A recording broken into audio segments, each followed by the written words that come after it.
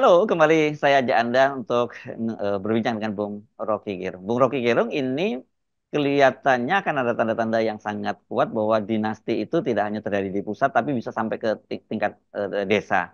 Karena Presiden Jokowi itu baru saja menandatangani keputusan bahwa masa jabatan dari kepala desa itu bisa sampai 16 tahun. Artinya 2 periode ya, Bung Rocky, karena kan sekarang jabatannya baru diperpanjang 8 tahun.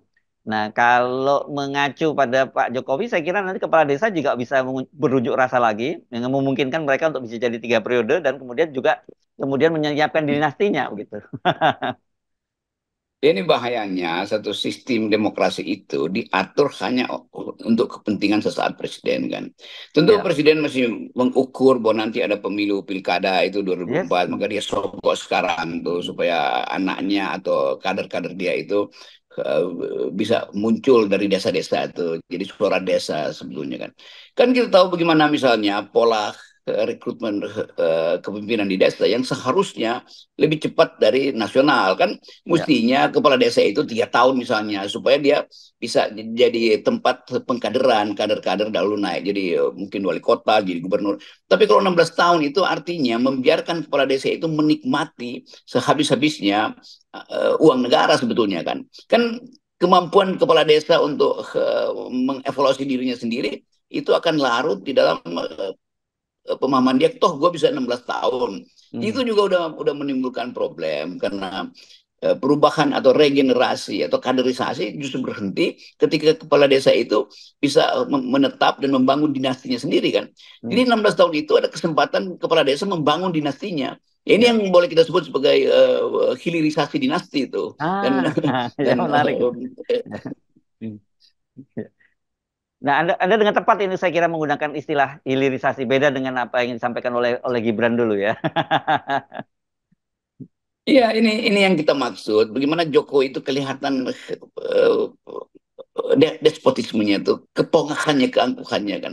Itu dipaksa untuk dihasilkan undang-undang itu. Padahal mestinya Jokowi mengerti, udahlah, biarlah itu nanti bagian dari Pak Prabowo nanti. Hmm. Kan nggak boleh sebetulnya Jokowi mengambil keputusan yang jangka panjang, padahal dia sendiri udah selesai itu masa jabatannya kan.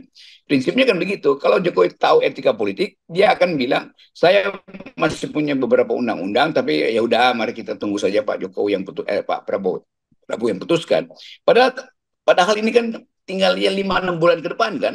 Jadi waktu Jokowi justru mempercepat undang-undang apa namanya kepala desa ini, terlihat bahwa dia masih ingin memanfaatkan momentum 5 bulan ke depan untuk menyogok kepala desa supaya dia Hmm. diingat terus, Hmm. supaya dia diingat sebagai bapaknya Gibran, supaya dia diingat sebagai orang yang masih mampu untuk menghasilkan kebijakan melalui APBN yang sebetulnya nggak boleh lagi dia utak-atik. Jadi persiapan-persiapan itu Jokowi ini justru membebankan memberi beban baru pada Pak Prabowo yang mesti menata ulang legitimasi politiknya yang memang rapuh itu. Ya, coba kita bayangkan ya, Bung Rocky ya, di desa itu tentu saja kontrol ya dari civil society dalam tanda petik seperti itu kan itu sangat lemah. Kemudian juga tidak ada lembaga-lembaga yang bisa berperan seperti DPR, walaupun ketika tahu DPR di pusat juga tidak berperan. Tetapi artinya bahwa mereka ini betul-betul sebuah figur sentral gitu yang juga kekuasaannya bisa bersifat absolut. Dan kalau sampai kemudian kekuasaan absolut itu kan tidak boleh dibiarkan terlalu lama. Tapi kalau sudah 16 tahun dia menjabat itu bisa berurat berakar dan itu bisa 3 keturunan itu. Ya, itu yang kita maksud di dalam demokrasi yang harusnya dilakukan adalah percepatan sirkulasi, Ya. bukan perpanjangan kekuasaan. Kan modeling demokrasi selalu percepatan atau regenerasi secepat-cepatnya. Ini yang terjadi adalah pengawetan kekuasaan. Kan itu yang memungkinkan feudalisme muncul lagi itu dan favoritisme yang kita sebut sebagai kepentingan si kepala desa untuk mengkader anaknya misalnya atau sepupunya atau orang dekat dia. Kan itu yang buruk bagi demokrasi kan. Jadi kelihatannya regulasi ini justru dibuat untuk menghalangi demokratisasi.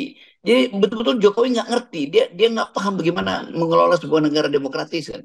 Itu 16 tahun itu artinya sekali presiden diganti dia masih ada di situ. Nah itu sebetulnya penanda bahwa Jokowi ingin meninggalkan jejak buruk atau sedang meninggalkan jejak buruk tentang pembentukan kultur demokrasi itu.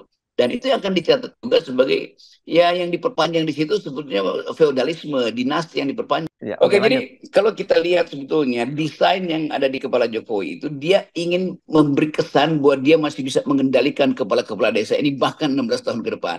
Kayak itu Ya. intinya itu. Demi siapa? Ya kembali demi kepentingan jaringan dia yang memang sebetulnya udah berantakan. Yang lain kalau Jokowi sadar bahwa dia udah berantakan lalu dia masuk aja sebuah partai politik, dia keluar dari PDIP, bilang aja dia mau jadi ketua Golkar atau berambisi untuk jadi menggantikan anaknya sendiri di PSI, itu lebih masuk akal tuh. Jadi pelembagaan politik terjadi, kan nggak ada soal kan Jokowi lengser tapi dia memimpin partai politik untuk bangkit lagi bersaing, bukan memanfaatkan infrastruktur yang dia sogok untuk membesarkan dinastinya sampai ke tingkat desa bahkan. Ya, ya. Nah, saya jadi teringat kemarin pernyataan dari Kaisang ya, ketika dia memberikan pembekalan kepada calon anggota legislatif dari PSI. Dia menyatakan bahwa Pak Jokowi nanti akan ikut membantu para calon kepala daerah dari PSI. Walaupun Pak Jokowi kemudian ketika ditanya dia bilang wah itu urusannya PSI. Tapi kita tahulah retorika Pak Jokowi. Jadi saya tertarik untuk melihat seperti yang Anda analisis Anda tadi ini nggak lepas dari desain bahwa Jokowi masih akan terus memperpanjang kekuasaannya melalui pilkada. Bahkan juga itu bisa juga digunakan sebagai infrastruktur Gibran ke depan kan gitu. Iya, itu intinya begitu. Dia siapin infrastruktur politik, tapi dia lupa bahwa dunia ini lagi berubah tuh. Di depan mata bangsa ini ada ketegangan baru di dunia soal energi, soal potensi perang, soal lingkungan macam-macam. Kan mestinya kau itu mulai berpikir sebagai orang yang udah 9 tahun, dia mulai berpikir secara lebih makro tuh tentang keadaan Indonesia. Bukannya balik lagi pada hal yang makin lama makin teknis itu menginvestasikan keluarganya bahkan sampai ke tingkat desa kan. Jadi buruk betul kita kalau kita lihat apa pengalaman kita dengan Jokowi atau apa pelajaran demokrasi yang kita peroleh dengan Jokowi nggak ada. Bahkan semua hal yang pernah orang bayangkan bahwa Jokowi mungkin akan jadi semacam pemandu peradaban demokrasi itu batal segala sehabis-habisnya tuh.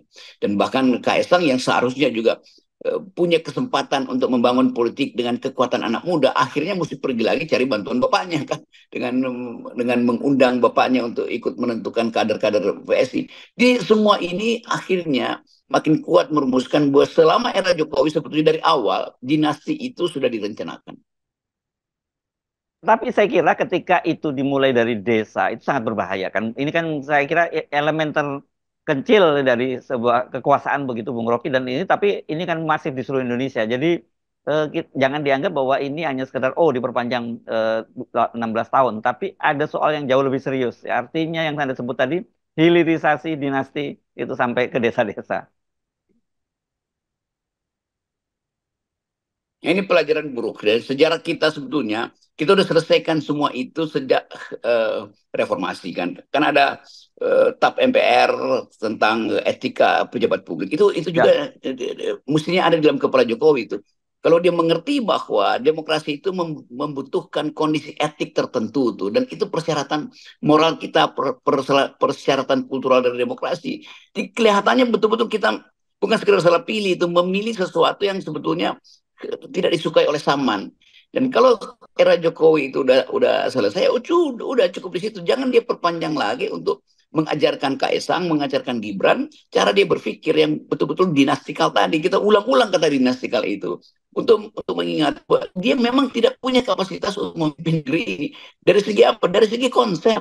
Konsep demokrasi ini negara setelah reformasi sudah dituntun oleh etik selain oleh regulasi perundang-undangan. Tapi bagi Jokowi semua hal itu bisa dikembalikan pada undang-undang. Jadi betul-betul dia tidak paham tuh apa yang disebut sebagai imperatif atau the moral base dari demokrasi. Ya, tapi kalau kemudian sekarang pertanyaannya, kita kembalikan lagi pertanyaan banyak orang. Bagaimana mungkin sebuah bangsa sebesar Indonesia itu kemudian bisa dengan mudah diacak-acak tatanan demokrasinya oleh seorang Jokowi? Gitu. Kita tahu bahwa masyarakat kita terpesona sebetulnya oleh seseorang yang datang dari rakyat jelata dan kenyataannya pesona itu yang dibombastiskan oleh teman-teman justru masyarakat sipil yang ada di sekitar Jokowi kan mereka juga terlena kan, jadi ini bukan rakyat yang salah tapi perwakilan masyarakat sipil di istana yang ada di sekitar lingkungan Bapak Jokowi yang mantan-mantan LSM yang ada di KSP yang dikomandoi oleh Pak Muldoko itu. Kan semua mereka yang mesti kita anggap sebagai kalian tidak bisa membentengi Jokowi dan kalian tidak bisa mengajari Jokowi tentang civilian values. Dan itu intinya tuh. Nah, masyarakat kita sebetulnya berupaya untuk yang mengakhiri politik dinasti ini dan cawe-cawenya melalui pemilu hari ini, tapi juga gagal karena kekuasaan Jokowi itu dia pakai sebetulnya untuk menghina publik dan mengajukan Gibran di situ kan. Tapi bagi saya ini konstruksi yang bagus juga sehingga ini pelajaran paling paling dangkal dan memuakkan ketika rakyat kita mengerti pada akhirnya bahwa oh begini sebetulnya yang disebut oleh Machiavelli itu. Machiavelli membocorkan keadaan di Istana Florence lalu dia tulis buku yang memungkinkan kita belajar sekarang. Tapi bukan Machiavelli yang salah. Machiavelli justru membocorkan apa yang ada di istana. Dan sering orang bilang kok Machiavelli menginginkan politik yang sifatnya transaksional. Bukan. Machiavelli menemukan politik busuk di istana Pak Pangeran Italia itu dan menuliskannya. Sama juga yang dikerjakan oleh FNN. FNN mengerti apa yang terjadi di sana, lalu mulai menerangkan bahwa itu bahaya, itu ada hal yang buruk tuh. Fungsi dari pers, jurnalis, masyarakat sipil harusnya menerangkan apa yang terjadi di sana. Ya, Tetapi itu tidak terucap karena tokoh-tokoh masyarakat sipil itu disokok jadi komisaris, disokok jadi dubes, disokok jadi menteri segala macam kan. Jadi memang ini yang kita sebut sebagai harus terjadi kekacauan semacam ini baru bisa kita perbaiki itu ya. supaya terang benderang bahwa masyarakat sipil ternyata mudah disogok juga tokoh-tokoh LSM ternyata karena pengetahuan kurang atau eh, ya agak